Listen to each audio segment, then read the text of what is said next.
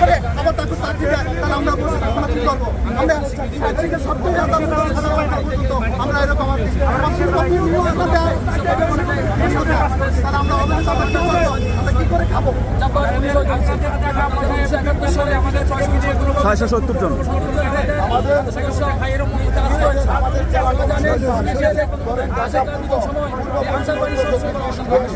আপনারা দেখতেছেন দেশের ছিল যখন ছিল